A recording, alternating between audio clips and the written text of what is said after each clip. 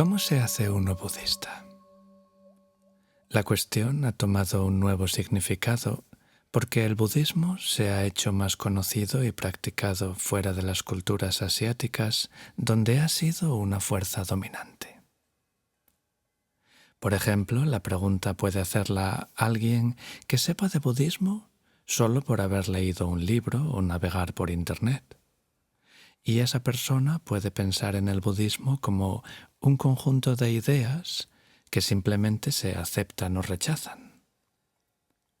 La cuestión toma visos distintos cuando se hace en comunidades donde las enseñanzas y prácticas budistas llevan tiempo ejerciendo una influencia profunda sobre la cultura dominante y donde a los hijos se les ha criado por costumbre en la tradición.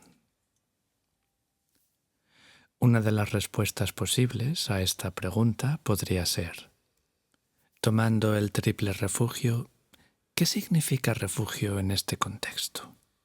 ¿Y qué significa tomar refugio en esas tres entidades, a menudo descritas en los textos budistas como la triple joya o los tres tesoros? Está claro que es imposible generalizar acerca de lo que ese rito significa para cualquier budista que pudiera pensar de modo distinto al respecto en varios momentos de su vida. No obstante, lo que sí está claro es que el ritual señala una importante reorientación en las vidas de quienes lo pasan, pues a través de él se sitúan en una relación de dependencia respecto al Buda perfectamente iluminado, el Dharma o la verdad transformadora que consiguió y enseñó, y el Sangha o la comunidad budista, siendo este un término que puede hacer referencia tanto a la comunidad monástica en general como a un grupo de élite que ha alcanzado un elevado grado de consecución.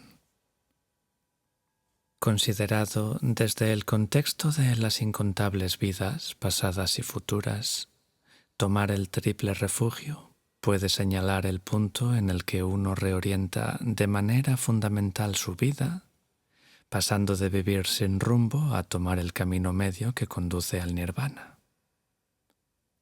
Para utilizar una metáfora budista típica, le sitúa a uno en la balsa que le transporta con toda seguridad a través del vasto océano del samsara. En las comunidades budistas theravadinas, donde tradicionalmente se ha considerado la pertenencia a la comunidad monástica como una condición necesaria para la práctica efectiva de la meditación, así como para el rápido avance a lo largo del camino medio, siempre ha existido una clara distinción entre lo que significa tomar refugio para los laicos y para los monjes y monjas. Para este último grupo, la ordenación en el Sangha representa una toma de refugio más avanzada, acompañada de un corte radical de vínculos sociales y una adhesión muy íntima al código de disciplina monástica establecido por el Buda.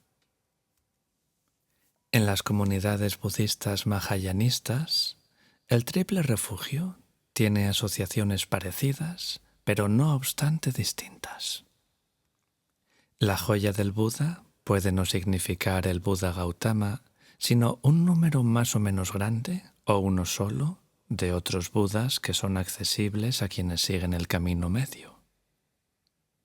En este contexto, el refugio en el Dharma incluye confianza en las ampliadas recopilaciones de enseñanzas magistrales que difieren de las aceptadas por los theravadines. Entre los integrantes del Sangha hay grandes bodhisattvas en los que confían los mahayanistas para obtener ayuda en su progreso hacia la iluminación perfecta. Entre los seguidores del Vajrayana, la forma de budismo comúnmente asociada con el Tíbet, el progreso hacia la iluminación incluye una sucesión de iniciaciones esotéricas que señalan relaciones especiales con maestros, bodhisattvas y budas en particular. Sean cuales fueren las variaciones que caracterizan la gran diversidad de comunidades budistas, todas tienen en común el reconocimiento de que las personas se embarcan en el camino de la iluminación al establecer una relación de dependencia con esos seres compasivos y perfectamente iluminados que lo han recorrido antes que ellos, con sus enseñanzas y con la comunidad de seres que encarnan elevados niveles de progreso espiritual a lo largo del camino medio.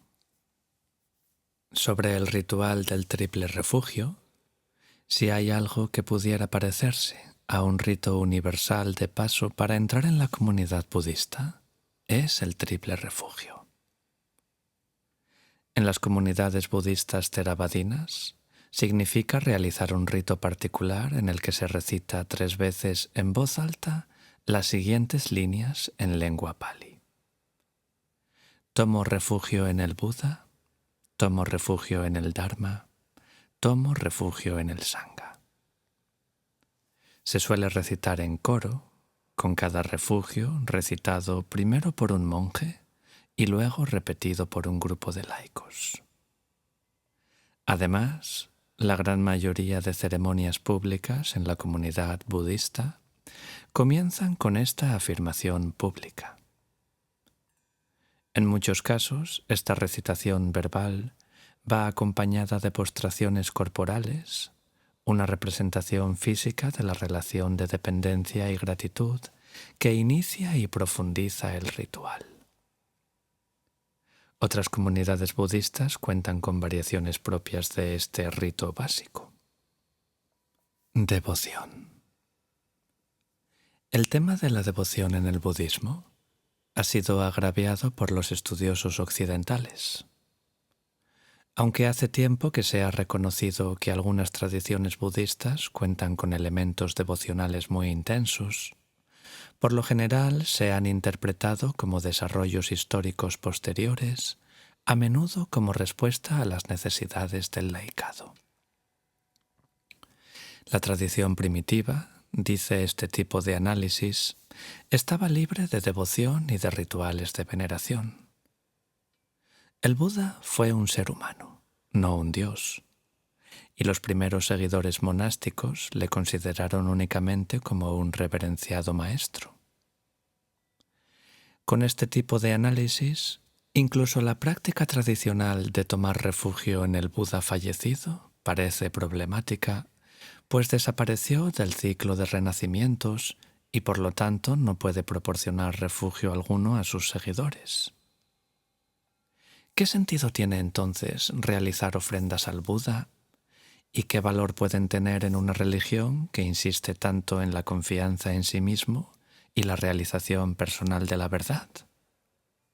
Bueno, aunque resulta imposible saber qué pensaron del Buda sus primeros seguidores, lo cierto es que las evidencias textuales y arqueológicas demuestran que la devoción lleva mucho tiempo formando parte del budismo.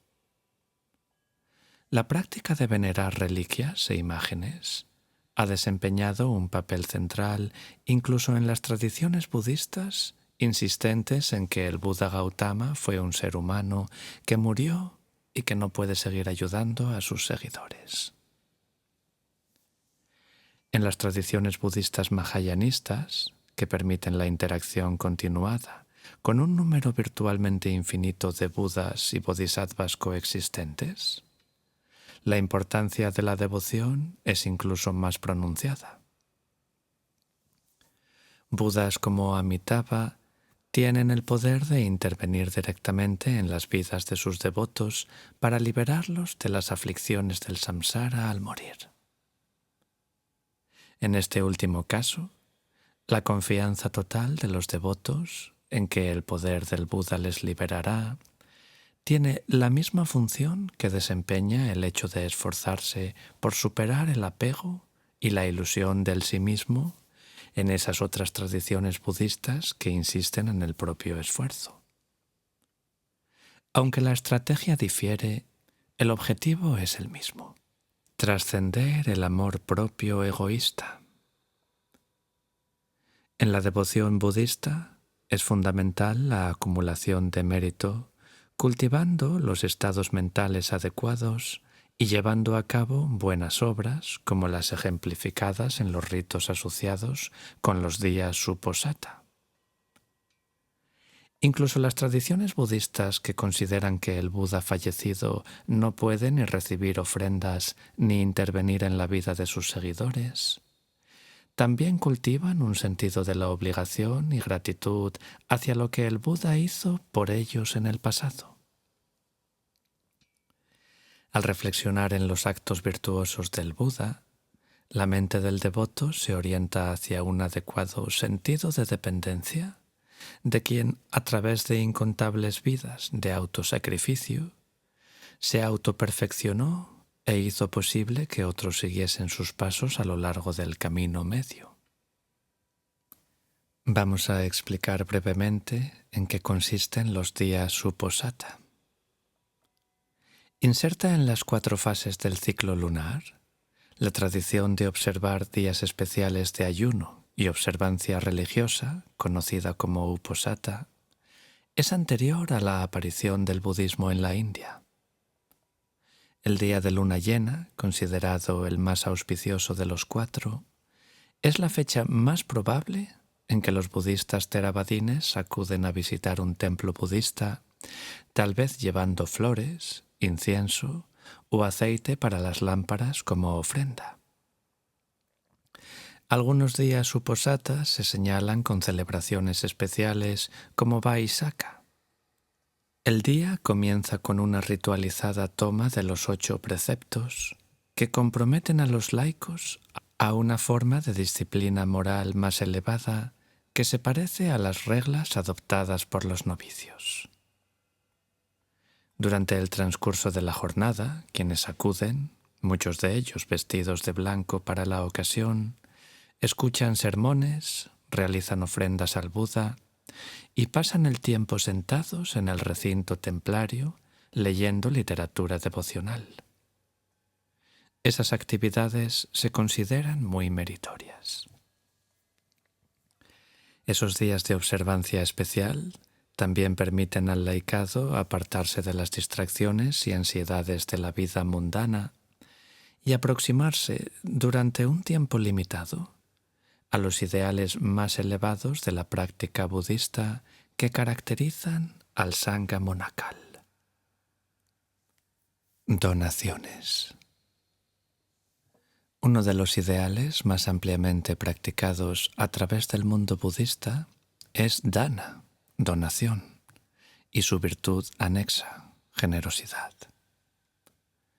El más elevado parangón de esta virtud es el Buda, quien durante sus muchas vidas anteriores como bodhisattva sacrificó sus posesiones e incluso su propia sangre para beneficiar a otros seres, al tiempo que se perfeccionaba a sí mismo en el ideal del desapego. Dana está, pues, vinculado a 2 de los más fundamentales ideales budistas: compasión hacia otros seres y comprensión intuitiva acerca de la verdad de la inexistencia de sí mismo, o anatman. Dada la importancia de la renuncia religiosa en la historia del budismo, no resulta sorprendente el gran énfasis que se otorga al valor de las donaciones laicas, pues sin ellas el Sangha no sobreviviría. A cambio de las diversas formas de atención, los benefactores de la comunidad obtienen mérito.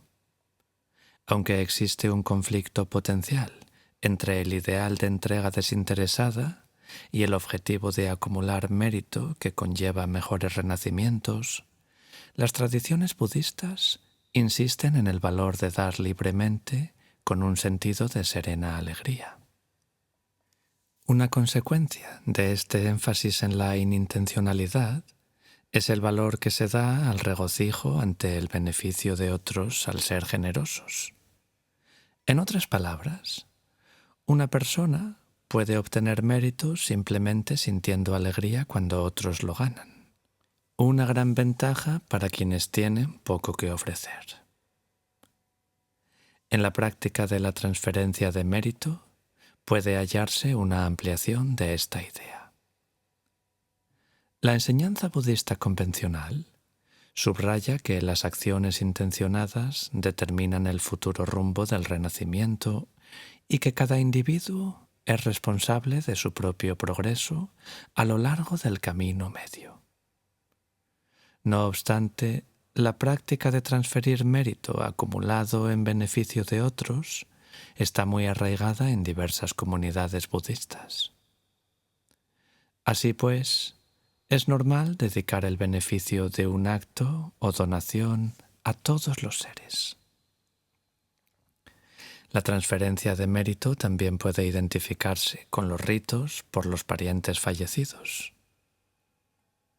Como se cree que los seres queridos fallecidos pueden renacer como pretas, espíritus agitados y malévolos que padecen constantemente hambre y sed insaciable, las ceremonias fúnebres y los rituales conmemorativos suelen incluir ritos que transfieren mérito a los fallecidos para ayudarles a obtener un renacimiento mejor. Se cree que esos rituales también benefician a los vivos al aplacar a los espíritus malévolos que pueden causar desgracias y enfermedades. El ideal de generosidad también ha sido un principio fundamental de los reyes budistas. El patrocinio real ha sido un importante factor en el mantenimiento y ampliación de las instituciones budistas. Dada la congruencia asumida entre la acumulación de mérito y el éxito mundano, la legitimidad real se ha solido vincular con dicho patrocinio. Por ello, quienes son dignos de la realeza y siguiendo la lógica de las consecuencias kármicas, han llevado a cabo invariablemente muchas buenas acciones en el pasado y continuarán haciéndolo en el futuro. De algunos reyes cingaleses se llegó incluso a decir que habían recopilado libros meritorios que registraban sus numerosas donaciones al Sangha y que se les leyeron en sus lechos de muerte para tranquilizar sus mentes ante la proximidad de la muerte. Uno de los ejemplos más impresionantes del ideal de generosidad puede hallarse en la historia cingalesa del histórico rey Sirisangabodhi, un soberano que vivió en el siglo IV después de Cristo. Tras gobernar Sri Lanka como un parangón de virtud real, supo que su malvado tesorero había reunido un ejército para deponerle, así que abdicó del trono y se convirtió en ermitaño itinerante. El extesorero, que ahora era rey, temía que la continuada popularidad de que gozaba Sirisangabodhi pudiera hacer que la gente se rebelase, así que puso precio a la cabeza del antiguo monarca. Poco después, un pobre hombre que rondaba por el bosque se encontró con Sirisangabodhi. Insistió en compartir su comida con el antiguo rey, que se regocijó al enterarse del precio que tenía su cabeza, pues eso significaba que podría colmar tanto la perfección de generosidad como retribuir al hombre que había compartido su alimento con él. Insistió en que el hombre debía llevarle su cabeza al nuevo rey y recibir la recompensa. Cuando el hombre dudó, Sirisangabodhi se autodecapitó. Más tarde se levantó un famoso templo budista en el lugar donde tuvo lugar este suceso, y la historia de Sirisangabodhi, el rey que estuvo dispuesto incluso a donar su propia cabeza, se convirtió en un popular ideal de generosidad budista. Peregrinación. Aunque gran parte de las enseñanzas del Buda parecen concentrarse en el cultivo de estados de conciencia interiores, el budismo también ha resaltado la importancia de lugares físicos. Resulta digno de atención que los relatos escriptúricos acerca de sus últimos días incluyan instrucciones explícitas acerca de la construcción de monumentos que deberían albergar sus reliquias y una recomendación a sus seguidores de que emprendiesen peregrinaciones a los 4 lugares asociados con acontecimientos clave de su vida. Según el relato de los últimos días del Buda, este describió los lugares asociados con su nacimiento, iluminación, primera prédica y muerte, como lugares que merecían ser visitados por monjes, monjas y laicos porque evocarían poderosas emociones en quienes los viesen. Además, afirmó que quien muriese con un corazón serenamente alborozado, mientras se encontrase viajando hacia esos lugares, tenía asegurado el renacimiento en un beatífico reino celestial. Así pues, esos textos vinculan de manera explícita la experiencia interna de los budistas con una geografía sacra externa.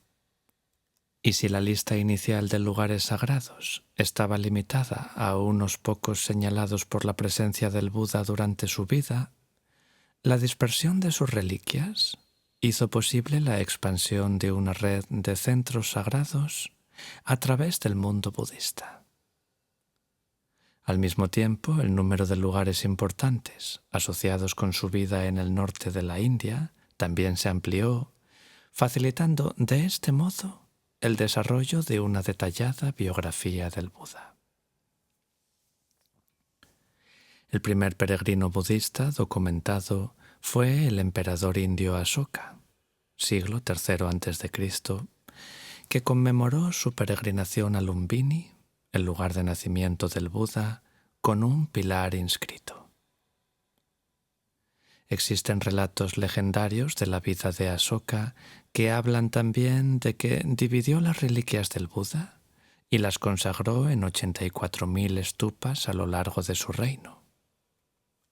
Estos relatos influyeron mucho a generaciones posteriores de reyes budistas que trataron de emular a Asoka construyendo stupas y visitando lugares sacros.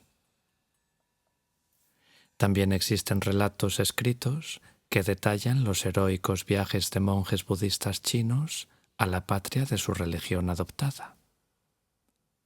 El primero entre ellos, Faxian, partió de China en el año 399 después de Cristo y viajó por el ramal meridional de la Ruta de la Seda a través de Asia Central hasta el norte de la India. Describe sus visitas a los numerosos lugares sagrados entonces asociados con la vida del Buda y los cuantiosos stupas que las tradiciones locales asociaban con el emperador Asoka.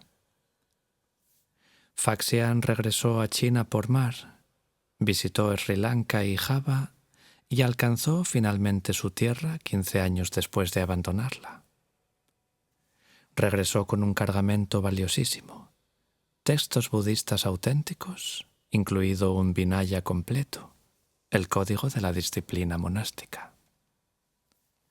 Peregrinos posteriores continuaron esta práctica de dirigirse a la India y regresar con escrituras sagradas y reliquias, ayudando a crear las bases de una tradición budista china cada vez más vigorosa. Al tiempo que el budismo se extendía por Asia, también se fueron identificando nuevos centros de peregrinación que se convertían en foco de la devoción popular y que incluían montañas sagradas. Sean cuales fueren las particularidades de los destinos individuales, hay cierto número de ideales y prácticas comunes compartidos por los peregrinos a través del mundo budista. La peregrinación se considera muy meritoria siempre que se participe con la intención y la disposición mental adecuada. Los peregrinos budistas suelen vestir una indumentaria especial y observan convenciones orales y de comportamiento peculiares a lo largo del camino. Emprenden ayunos o dedican una atención especial a mantener pureza mental y física. Los peregrinos toman a veces votos especiales relacionados con los dioses y espíritus locales que residen en los lugares de peregrinación, con la esperanza de obtener una amplia variedad de beneficios mundanos. También es práctica común la circunvalación ritual en el sentido de las agujas del reloj, en la que el peregrino mantiene su costado derecho frente al objeto de veneración. Algunos peregrinos tibetanos emprenden largas circunvalaciones en las que cubren toda la ruta mediante postraciones consecutivas del cuerpo entero. El reconocimiento de que el cultivo mental puede favorecerse mediante el abandono de los hábitos mentales cotidianos es fundamental en la peregrinación budista. Tanto si el peregrino recorre una gran distancia para llegar al lugar, como si visita un santuario local a pocas horas de su residencia, el periplo y el destino sacan a los peregrinos de sus rutinas ordinarias y generan un sentido de elevada expectación. La importancia de la peregrinación para los budistas entronca perfectamente con la gran variedad de metáforas fundacionales del Buda. Él y todos los que siguen sus pasos atraviesan el camino medio que conduce desde el origen del sufrimiento a su cese. Bodh Gaya. Bodh Gaya es el lugar donde el Buda se iluminó hace más de 2 milenios y ocupa un lugar especial en la geografía sacra budista. Está situado en el centro de Mayadesa, el terreno consagrado por su presencia. En el Sutra del Gran Nirvana final, el Buda les dice a sus seguidores que tras su muerte pueden obtener mérito y un renacimiento noble si peregrinan a los lugares donde nació, se iluminó, adoctrinó por primera vez y finalmente falleció. Desde entonces han sido incontables los peregrinos que han ido a Bodh Gaya a ver el árbol de la Bodhi, que se considera descendiente directo de aquel bajo el cual se iluminó el Buda, convirtiéndose en un vínculo viviente entre el Buda y nuestros tiempos. Al igual que el cuenco de mendigar y el hábito monástico, se considera una reliquia de uso, algo que es sagrado porque el Buda lo utilizó durante su vida. En los primeros tiempos del budismo se llevó un esqueje del árbol a Sri Lanka como parte del esfuerzo de Ashoka por implantar el budismo a la isla. A partir de entonces se han utilizado esquejes posteriores en otros lugares para crear otros santuarios dedicados al árbol. El primer edificio de Bodh Gaya data del siglo III a.C., cuando Ashoka hizo construir una plataforma junto al árbol. Se colocó una gran losa de piedra decorada justo en el lugar en el que el Buda se sentó en meditación. En el siglo I a.C., el lugar fue cercado mediante una balaustrada de piedra similar a la de otros monumentos budistas primitivos. Entre las numerosas incorporaciones posteriores, la más importante sería un enorme templo de ladrillo construido junto al árbol en el siglo VI después de Cristo, por orden de Mahanama, un monje de Sri Lanka vinculado con la corte. El templo, llamado Mahabodhi, fue sometido a reparaciones, sobre todo por parte de los reyes Pala de la India Oriental, durante los siglos VIII y IX después de Cristo, y posteriormente por piadosos budistas de otros países. En el lugar se han hallado inscripciones en chino y birmano, y textos tibetanos mencionan a peregrinos que se dirigieron allí para visitarlo y estudiar. Los peregrinos han mantenido el templo de muchas maneras. Los adinerados costearon monasterios o erigieron imágenes en santuarios secundarios, mientras que los visitantes más humildes dejan placas votivas fabricadas en serie. Monjes y peregrinos también han erigido pequeños estupas en el recinto del templo. Muchos de ellos parecen contener las cenizas de budistas que han muerto en Bodh Gaya. El árbol de la Bodhi se alza en el centro de lo que se conoce como el Bodhimanda, el lugar de supremo conocimiento. El asiento del Buda bajo el árbol se llama Vajrasana o trono adamantino. En el Mahayana, el Vajra o rayo adamantino representa la naturaleza indestructible del vacío absoluto o sunyata. El Vajrasana es, pues, un lugar de sublime poder espiritual, pues señala el lugar en el que el Buda transformó en realidad el concepto abstracto de sabiduría y vacío. Pasamos a hablar a continuación sobre ética budista. La noción de la acción intencionada o karma y sus consecuencias ocupa un lugar central en la enseñanza budista, ¿verdad? Las acciones tienen consecuencias futuras, sobre todo para el que las hace a causa de las condiciones mentales y emocionales que las motivaron. Si uno ignora la auténtica naturaleza de la realidad y está impulsado por el deseo y el apego, entonces sus acciones reflejarán necesariamente esas condiciones.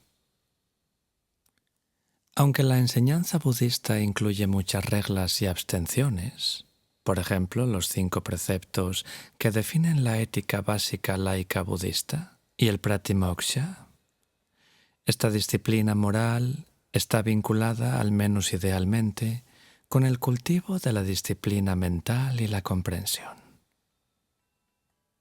La cuestión del vegetarianismo proporciona un interesante ejemplo al respecto.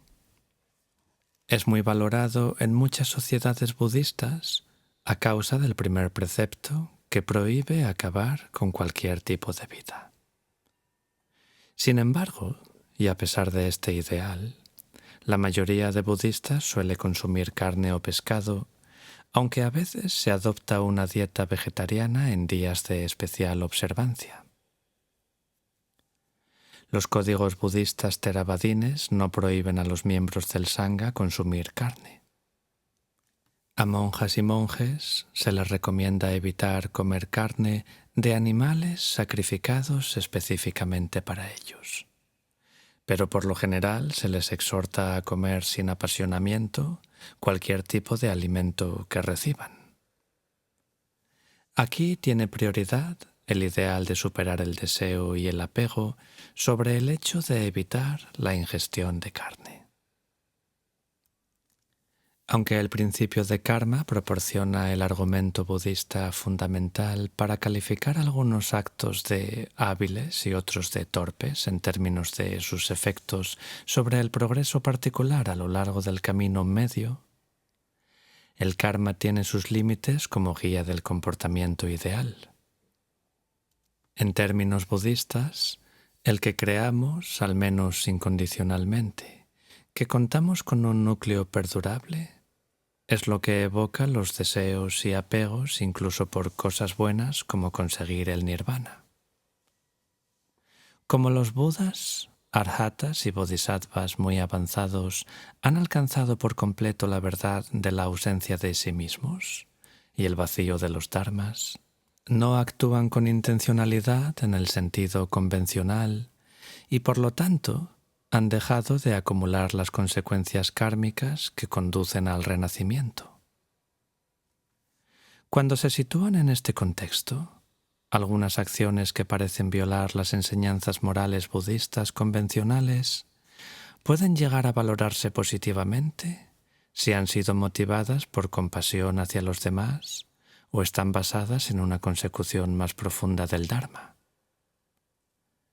Un conocido ejemplo de desinterés egoísta es el del príncipe Vesantara, el último renacimiento humano del Buda antes de su vida como Siddhartha Gautama, y tema de una muy popular historia budista.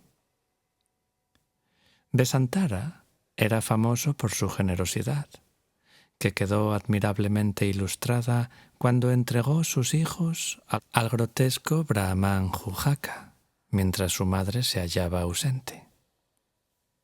El relato tiene múltiples lecturas.